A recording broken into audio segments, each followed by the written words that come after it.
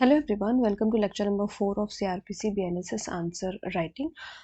तो आज हम लोग जो डिस्कस करेंगे, जो क्वेश्चन है वो है एफआईआर से related. FIR as in cognizable offences से रिलेटेड है। ठीक है, तो यहाँ पर पुलिस ऑफिसर्स की पावर बतानी है हमें to investigate cognizable offence under CrPC.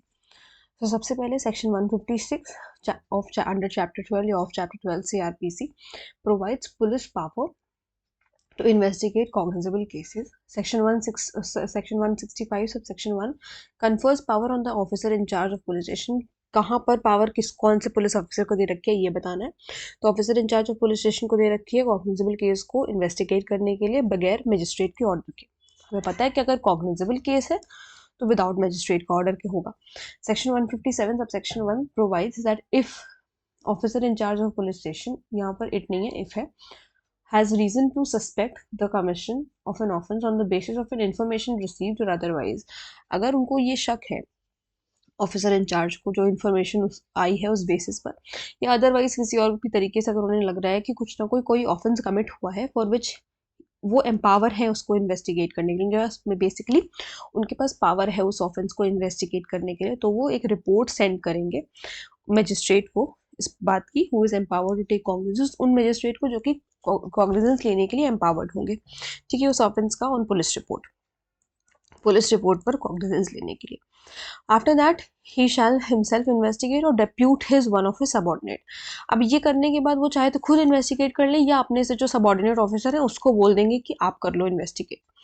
ठीक, circumstances when police need not to investigate under section 157, दो सर्कमस्टांसेस हैं जहां पर पुलिस को इन्वेस्टिगेशन करने की जरूरत नहीं है। When the case is of serious nature, is not of serious nature, जब केस सीरियस नेचर का नहीं है, and the information as to commission of offence has been given against any person by name। ठीक है, तो फिर कोई भी जरूरत नहीं है करने की, इन्वेस्टिगेट करने की। If it appears to officer in charge of police station that there is no sufficient grounds, कोई सफिशिएंट ग्राउंड्स नहीं है प्रोसीड करने के लिए या इन्वेस्टिगेशन में जाने के लिए, तो वहां पर भी पुलिस ऑफिसर जो है वो इन्वेस्टिगेट नहीं करेंगे। Further in the case of state of Maharashtra, क्योंकि इतना यहाँ पर हमारा सारा टॉपिक समाप्त हो गया, तो अब हम केस में अगर कोई केस है तो उस केस से रिलेटेड भी बात करेंगे। सो इन द केस ऑफ, इसी तरीके से आपको लिखना है कि आपका कोई भी आंसर का जो भी पैराग्राफ है वो अनकनेक्टेड ना लगे। ठीक है, कनेक्टेड लगना चाहिए, इसीलिए हमने यहाँ से फर्दर से शुरू किया।